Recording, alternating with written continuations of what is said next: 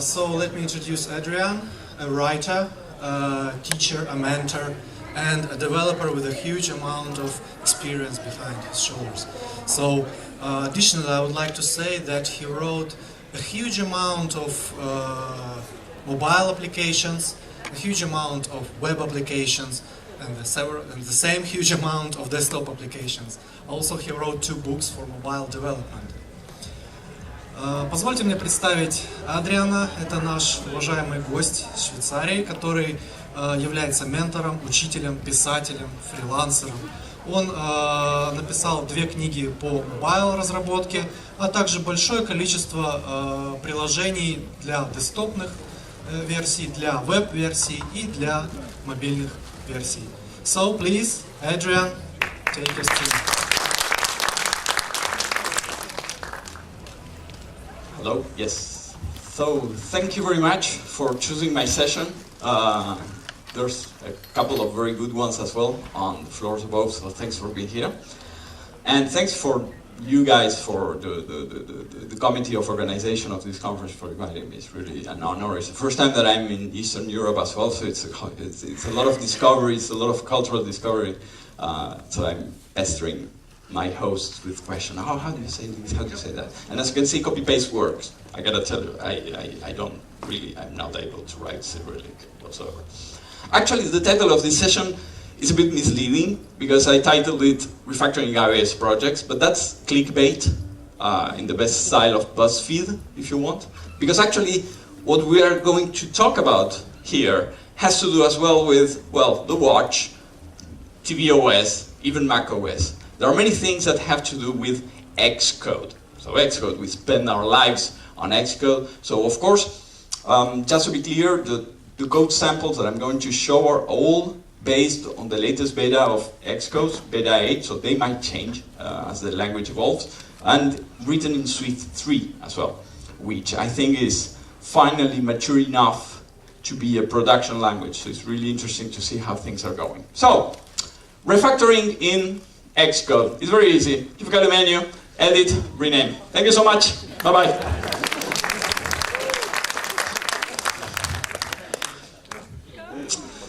Now, there's one more thing, like in Apple. And I say, one more thing, and everybody, wow, a new Apple Watch. AppCode, for those who don't know it, it has much better support for refactoring. I mean, look at the comparison between Xcode and AppCode. Fantastic. Thank you so much. Now, yes, I'm done. Thank you.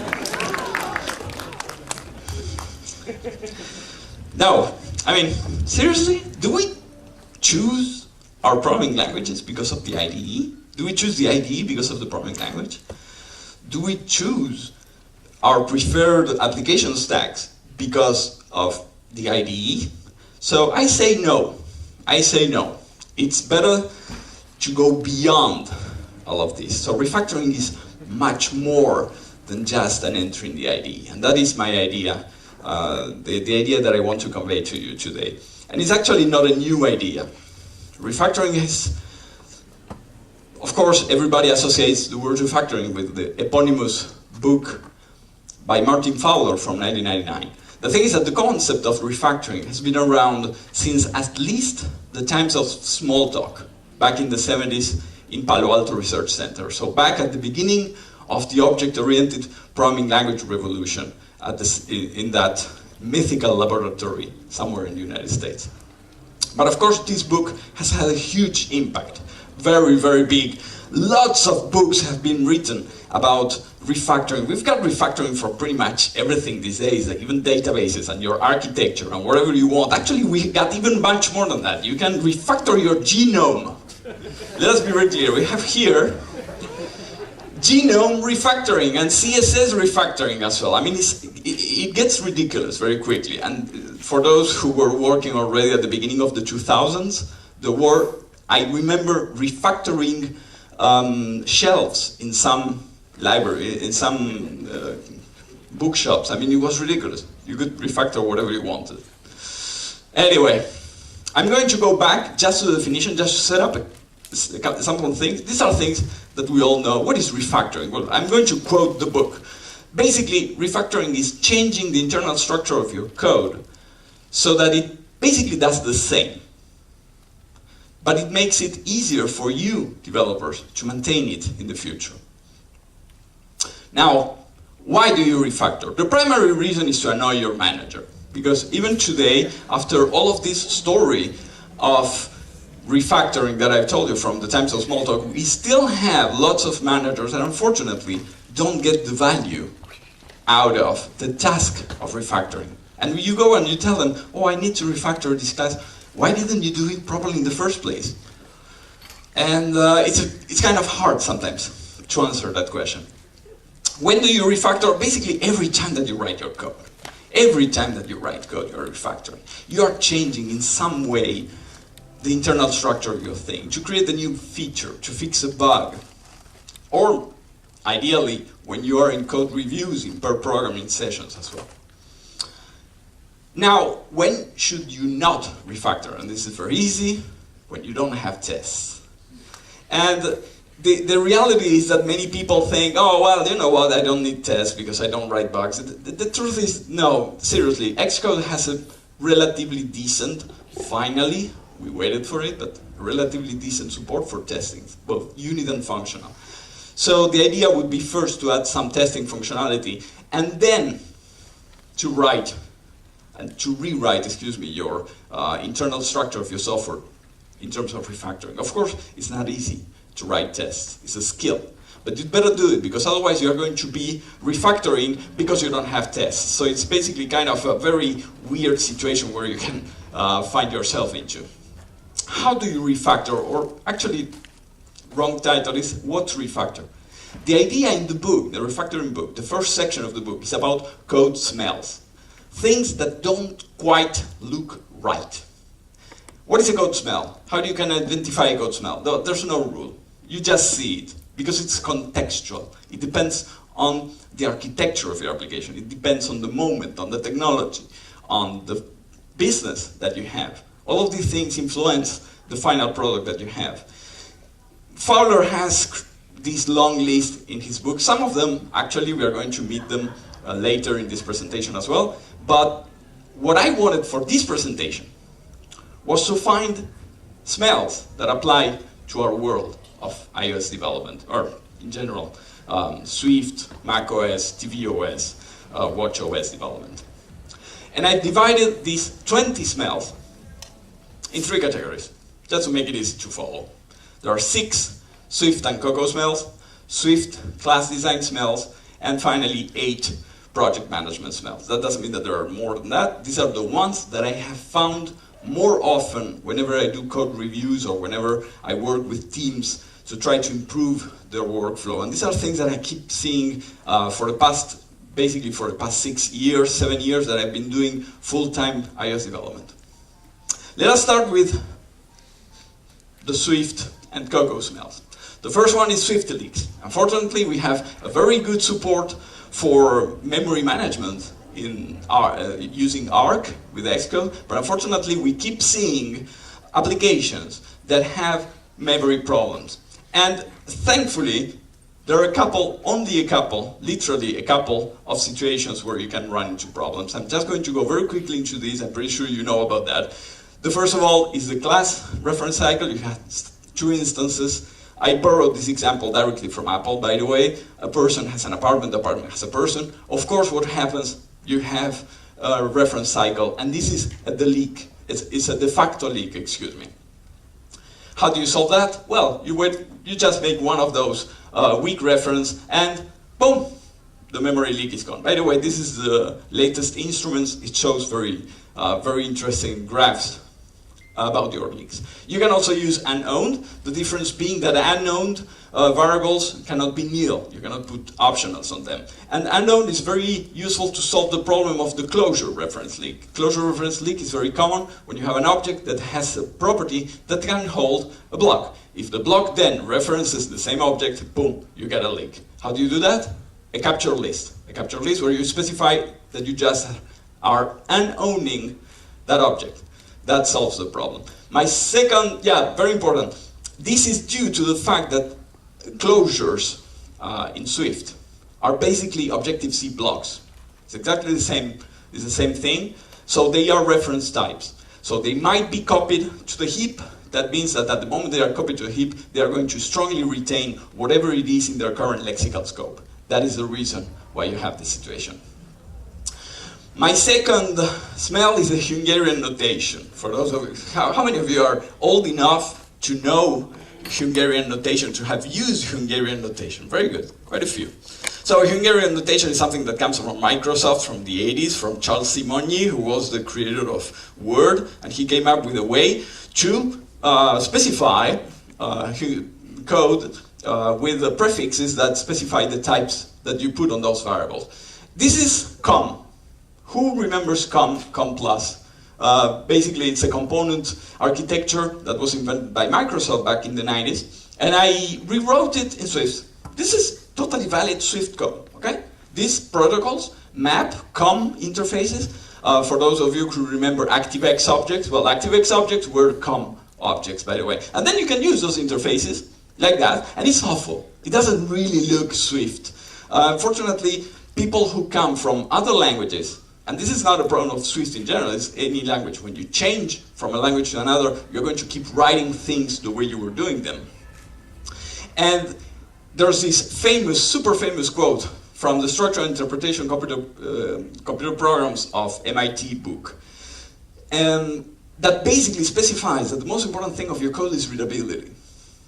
It is very important that you make your code as readable as possible. And thankfully, the guys of the Swift team at Apple think the same. And they published an incredible, super easy to follow, and very comprehensive Swift API guidelines, where basically you just specify that your API should read grammatically, like phrases. And you use verbs and nouns in specific places to actually provide your intent and show your intention in the code. I recommend that you watch the WWDC session 403 that has a lot of information about this, and it's very easy to follow.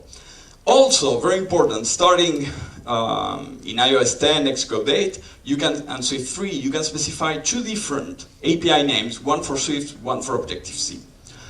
So this is great. You can specify two different signatures for any API that you create, in any language that you create. This makes it easy for you to have good APIs that have very nice signatures that work very well in Objective-C or in Swift. Speaking about Objective-C, I see a lot of nostalgia. Of course, it's going away. I mean, let us be very clear, the language is going away. I mean, it's been helpful for 25 years, 30 years in some cases. I know people who have been working with Objective-C for 30 years. But it's going away. Swift is really getting mature these days. So please start sprinkling your Objective-C code with the necessary annotations to make your code better suitable for being exported and being consumed by Swift APIs. This is super important that you do as well. Of course, pay attention to the fact that there are some incompatibilities, let's say. Most notably, Objective-C cannot access Swift enums and tuples, and not all Swift classes can be used in Objective-C. So there are some interoperability situations. The homemade cache, that's another smell that I see very often. Another famous quote, this is the talk of the quotes, definitely, which basically is a very well-known one that specifies the two most complex problems in computer science. And one of them is caching. And it's very unfortunate, but I keep seeing teams creating their own caches. So they create a couple of NS dictionaries and they write to the disk and they have their policies and everything, and it becomes a mess. Just don't. Particularly if you're using, and you should be using, URL session. Use NS cache. It's as simple as that. Just 5 lines of code and you've got an incredibly good memory, super optimized in memory and disk and everything. Just use this. Tagged views, this is my last Swift and Cocoa smell. You have this thing, it's very common. You create your UI table view cells in Interface Builder, and basically you have plenty of views inside, and then you put tags on them, and then you have these magic numbers all over the code. No, don't. I mean, seriously, don't do this kind of thing. The view with tags, do not do it. Take your time, create a subclass of your cells, or any other view for that matter, and specify the properties and put types on those properties and use it. It makes for much clearer code any given time. Finally, the illicit association. I call it the illicit association because it looks licit up to a certain point, like many businesses, but unfortunately it can break at any given time. Cocoa allows you to extend existing classes using associated objects. The problem with associated objects is that all of a sudden, people who use your code are going to see in NS string, NS object, or other places in your frameworks, properties that don't exist, that are not documented, that nobody knows where they come from. So it's a bit of a mess, in my opinion. And frankly, if you can use subclassing, class extensions, delegation, any other kind of pattern that is a bit more descriptive, please use it instead of associated objects. Let's go to the class design smells. Just checking the time. Good. The first one is a class struggle.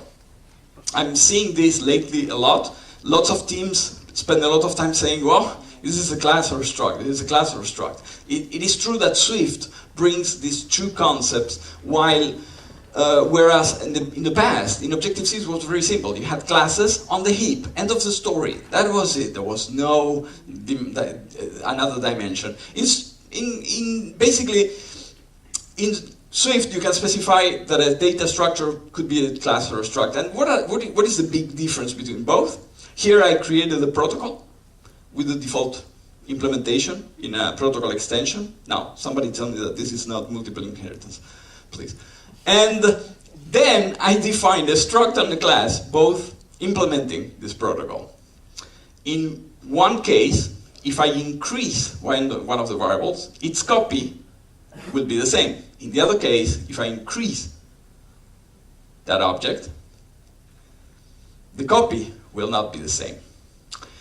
The problem has to do with allocation. Both structs and classes are allocated differently.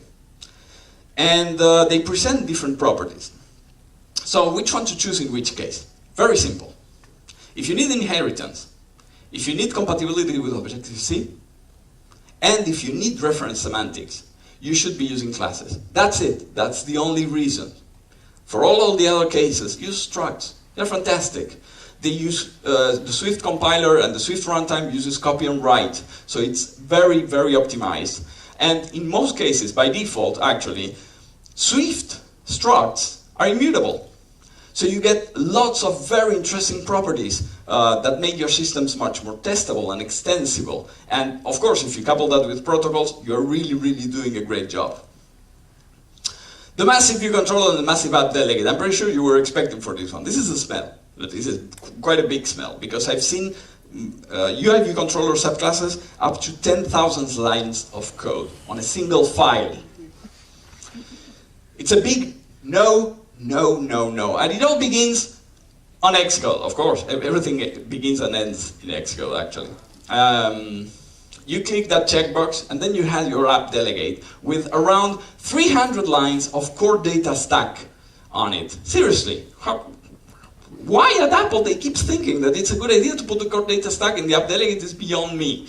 Okay? You can put it anywhere, but not on the AppDelegate. I'm sorry, the AppDelegate is just for receiving events from the operating system. End of the story. Let's make things simple. That's why it's called the AppDelegate. If you need more, you can subclass the application class. There's a UI application class. Subclass it. You specify on info.list that you're using that subclass, but don't put it to the AppDelegate. Seriously, it doesn't belong there.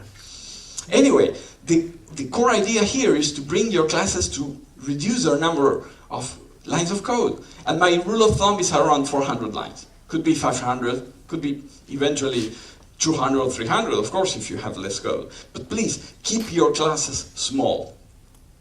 And particularly in the case of UIViewControllers, this happens a lot, because if you have a good UX designer, and I hope you do, you're going to have different states for your controllers. Your controllers have to react when there's no internet connection, when there are errors, when the interface is empty, when there's nothing to show, when it's the first time that your application loads. In every case, you need to specify a different behavior. You need to specify a different UI, a different look and feel. It can become very complex very quickly.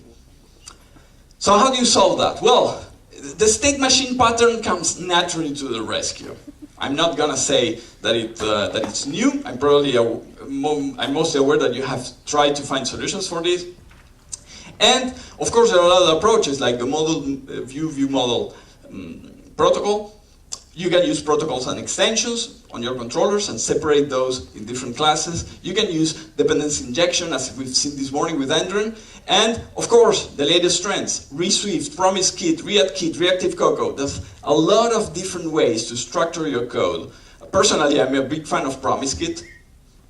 Personally, I tend to favor PromiseKit because of its simplicity, but that's me. And I'm just going to show a couple of tricks. Like, for example, let's say that you have a small view controller that you want to refactor. You can use an app state enumeration. An app state enumeration is a very simple thing. It has the states that you need, and you just insert as an associated value to that enumeration a block that takes void and returns void in my case. And then you create in your controller a variable of type state, you initialize it to known, and you specify a didSet modifier that will execute the method that is there that basically executes the block that is associated to the value of the current state. Very simple. Then, somewhere in your controller, you specify the states that you need, and of course, you can trigger the changes. And this is a very, very simple approach for small controllers. For bigger controllers, you can use JK State Machine. JK State Machine is provided by Apple since, if I'm not mistaken, iOS 8. And it's inside of the gameplay kit framework, but it's not associated with games. You can use it in your own apps, even if it's a business app or any kind of app. And it's very simple to use. You just specify a subclass of JK State where you provide the behavior when you enter and when you exit those states. You can actually even specify what are the valid states from where you are, where you want to go. And then you create the JK State Machine, you pass those states, and you enter that state at any time that you want. This allows you to really encapsulate the different behaviors of your application when the application is loading, when it has loaded, when there's an error in the internet connection, when you are in airplane mode, any kind of situation. And, even better, Xcode 8 has visual debugging support for JK State Machines. This is fantastic. You get a visual representation of your state machine diagram with the current state highlighted in blue. Seriously, there's no excuse to use anything else than JK State Machine, if you ask me. But of course, there's MVVM. I'm just going to show it. MVVM is just basically a layer of abstraction between your model and your controller. So you create a view model that is basically an object, and you provide some functions that help you display text in your controller or do anything that you want. Very simple. I'm pretty sure you know it. And actually, Martin Fowler has detected this smell as well and has provided solutions for it. So please check the book. These are the pages of the copy that I have, and apparently there hasn't been any second edition so far. So this is the man on refactoring talking about that. The forgotten memory warnings, that's a favorite of mine. People, it's not because your iPad Pro has 4 gigabytes of RAM that you will not get memory warnings. It's very simple to remember. I'm still getting crashes on apps that I use every day because of memory warnings, because the operating system is sending you 3 strikes. 1 strike, you don't respond. 2nd strike, you don't respond. At the 3rd time, you're gone. The application is killed. You can get low memory warnings, even on an iPad Pro. So, please, it's very simple. There are 3 places where you can enter: the application delegate, the view controller, and the notifications. And you be smart. Use lazy loading properties, not the lazy keyword. I'm talking the classic plain old lazy loading property that you just basically reconstruct the object at any given time using the getter. But if needed, you can set the getter to nil, and the object goes away in obscurity. And boom, you are responding to the memory warnings of the operating system. This is super important. The long switch statement. So Swift is fantastic because you get this kind of incredible Swift system. I borrowed this from Ash Furrow, and it shows how powerful this thing is. You can really have incredible pattern recognition and you can do different things. But these switch statements will very quickly grow very large. I'm not going to discuss solutions here because the book has actually that smell and provides lots of solutions, among which the typical ones, extract method, extract class, or basically using polymorphism. And this can help you solve this problem. I don't say that pattern matching in Swift is not great. It is actually awesome, but please let us write code that is maintainable as you use these features. The long method list. Okay, people, I think it's a moment, because this is, again, I'm going to show again this quote. Naming things is very hard, but please, everybody step up. Everybody step up, I want you in your feet. Please. I want a big round of applause, because we have the Cocoa Awards winner for the longest method name category, and the winner is the QC plugin context class. Thank you so much. Thank you. A round of applause, please. A round of applause. This is fantastic. Thank you so much. Thank you. Everybody's happy. It's really cool. Thanks so much, Brad, for being here with us. Seriously, don't do this. Don't do this, okay? You do not need to write these kind of things, okay? There are so many simple options. And actually, if you look in Cocoa itself has been using parameter object lately a lot. Like, for example, map snapshot. Well, you pass an options object. And of course, URL session, you have a configuration object. And it's fantastic, it's very simple. You've got an object that is documented, has default properties, and it works pretty well. Finally, we have the excessive curiosity. That is something that I love. The code that we write sometimes wants to know, oh, am I on an iPad or an iPhone? Or am I running on iOS 8.1 or 9.2? Okay, let us be very clear. I don't say that it's not useful, that's why these APIs exist. Doesn't mean that you have to sprinkle, particularly your controllers, with if statements all over the place. I personally treat if statements as a smell in general, okay? So please put all of those features in a separate class. Handle these resources like, I don't know, frameworks that have been introduced in iOS 6, 7, or 8, or even 9, in separate classes, so that they can themselves handle the fact that they are available or not. This will make for much simpler code in your controllers because you just use the functionality, and in the worst case, nothing happens.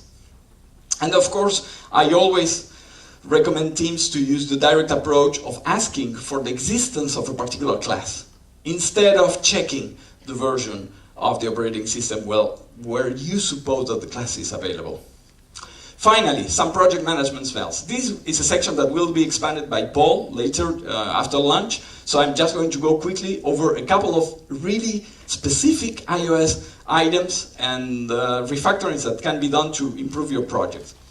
First of all, the invisible documentation. This is very mine. Not a single documentation. Let us be very clear, people. I'm really pissed off when I see that, because I consider that if you don't write your documentation, you're not doing your job. It's as easy as that. I'm sorry, and I don't care how fast your algorithms are. If they don't have the proper documentation, it doesn't work for the team. And starting in Xcode 8, finally, we've got support for automated comments directly on the code. You know, the triple slash that Visual Studio .NET developers have had this since 2002, that you can triple slash and you get this bunch of ugly XML comments coming. Well, now we're going to have without the XML, so it's actually a big deal. The folder clusterfuck, I love this smell. You check out your code from Git, and this is what you get. One folder with the images, the code, the .h, the .m, the PCH, the storyboards, the zip files, the core data model in one folder. Seriously. I mean, maybe Xcode is organized in some groups and stuff. You don't need to do this. Seriously, particularly given the fact that, as Adrian once again mentioned this morning, we've got an explosion of extensions. You can have targets for different things going on in your project. Your projects will grow very complex very quickly. So you need to organize a little bit your project, a little bit or a lot. And I just found somebody was probably kind of a mental connection with this guy. He wrote this article on the Swift Dev probably 1 week ago or 10 days ago. And it's a great, I'm going to post the slides later, so don't worry about that. You're going to be able to click on that and see conventions for Xcode. It's a great idea, it's a very simple one. You just create folders for the operating systems that you're targeting in your project. Then you create subfolders for the different targets. Of course, you put this shared code whenever it needs to be. And finally, you create inside of those a folder for for assets and for code. Then inside of those, you organize as you want. But this way, people can find their way. Even if you are not a developer, you can actually be a designer and you know where to put the assets. This simple project management hygiene is something that is super important, and it helps a lot to work faster and cheaper. The Cocoa Pods galore. That's another nice smell. Basically, to solve the problem, I've seen quite a few problems, particularly given the fact that in many projects they don't check in the pod files. So basically, when you you clone your code for the first time from Git, you have to pod install to get all the pods, and this I think is a bit of a mess. When you check your code, when you clone your code from GitHub, or whatever source repository system where you're using Git, the code should be compilable by default. End of the story. So that means you check in the pod files and you specify the versions of Ruby and the version of CocoaPods that the team is using. And very important, you specify the versions of the pods that you will be using. And of course, use CocoaPods responsibly, because I've seen pod files literally 50 lines long. It's not because you like a library that you have to use it, okay? That's also... Maybe Cocoa has the functionality that you are inserting. The row compiler warnings. A project that you check in, any code that you check in a project, has no warnings. End of the story. And I'm talking lots of different warnings. And now in Xcode 8 we got a new type of warning, which is the runtime issue. No warnings. Code that is pushed to your source control repository has no warnings. And I stress this fact. No compiler errors, of course, but no yellow warnings, no static analyzer warnings, the tests are passing, and you've got now runtime warnings. What kind of runtime warnings do you have? It's very interesting this. While you debug your app, you're going to be able to see memory leaks and auto layout issues. And Apple says that maybe there will be more issues added to this category of runtime issues in the future. So it's really interesting. But please, any time that you see one of those little icons appearing on the screen, just remove it. Take the time. Remove it. It's your job. The user discrimination. How many projects actually we make every day that don't support any internationalization, any accessibility, actually, much more important than internationalization. Accessibility, people. I'm 42 years old, I will be 43 very soon. I'm starting to get my doctor to give me names of substances in my body I have to keep tracking. All of a sudden, I never heard of, I don't even say cholesterol because that we all know about it, but there's a lot of different names I have no idea what they mean, and all of a sudden I have to take care of. And I have to wear glasses. So I have both my watch and my iPhone using dynamic text, and I see so many apps that don't support dynamic text. This is very important, that we all take care of people with different accessibility issues. Color blindness, for example. How many designers work in grayscale mode? For me, it's a must, that a designer works in grayscale mode all the time. You gotta have designs that work well, particularly in the age of the minimalistic user interface that we have these days, this modern user interface, this design guidelines from Apple and Google. So please, let's take care of this. And it increases the testability of your projects. If you use accessibility features for VoiceOver on iOS, you actually can use those in your functional tests. So you actually are getting more for your buck than you think. The interface builder attack. Please raise your hands if your project looks like that. Please raise your hand right now. Yeah, there you go. There you go, people. This is a pain in the... Okay? You do not do this. There's a lot of problems. First of all, if two people are working on the same storyboard and you want to merge the changes on Git, you're going to have the pain of your lives. You don't want to do this. I'd rather go and watch a movie with I don't know, Bradley Cooper. There you go. But seriously, don't do this. It creates lots of problems. Least of all the fact that when you double click on it, if it's really big, it's gonna take a couple of minutes in some cases.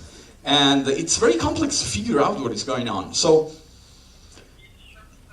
let us start by one point. And this is what I advocate. To use storyboards only for navigation and to use individual zip files for your controller UI. Okay? So there's a menu on Xcode that few people know that exists since iOS, since Xcode 7, which is a refactor to storyboard. You can find that in the editor menu. And what it does is actually to break your storyboards in different pieces. It's very useful. You can have two storyboards and they load automatically. So basically one storyboard gets a proxy object that represents the other storyboard. And then what I do is to take the UI from the storyboard into a separate zip file. What is the advantage of doing this? Basically, you can take that Swift file and that zip file, put it in a new project, and you can reuse that code. As far as the code doesn't have any other dependencies, that's right. But instead of having to actually put the whole UI, the whole storyboard in your new project, you can do these kind of things. And you can still use the old syntax. If you are doing self.storyboard from UIViewControllers, you can still do this with this partitioning. It's really interesting. The iOS nostalgia. Your customer that asks you to support all the versions from iOS 7 to today. That is so cute. No! No! No! It is super expensive. So you gotta tell them that if you do support it, you're going to charge them an extra. So the developer happiness is based on this formula. The versions of iOS to support is the current version -1, always. So today, iOS 9 and 8. From September, it will be 10 and 9. End of the story. But I have so many people on iOS 8. No. They will update their systems anyway. And finally, the Backend API Anarchy. This is not exactly related only to iOS. It works for many, many things, but I thought I might put it here. How many times you create your app, and your app has to talk with all APIs created by banks, for example, who have backends written in COBOL with interfaces in SOAP, XML RPC I've seen as well. You don't have any control on quality of service, security or whatever. So I've seen very good teams in Switzerland and in Germany that what they're doing right now, agencies that create mobile apps, they put a proxy server in the middle.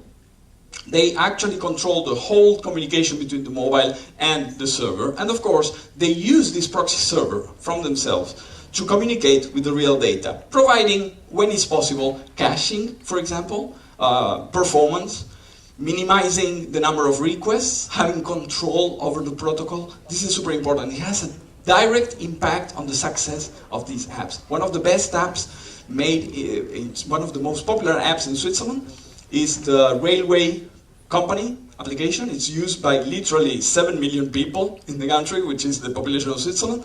And it is made using this principle and it works beautifully well. Okay, so to sum it up, I mentioned 6 different smells for Swift and Cocoa. I mentioned 6 other ones for class design. I mentioned 8 others for project management. But seriously, there's a call to action for you guys, because in your experience as you move forward, you are going to identify things that happens once and again, once and again, once and again.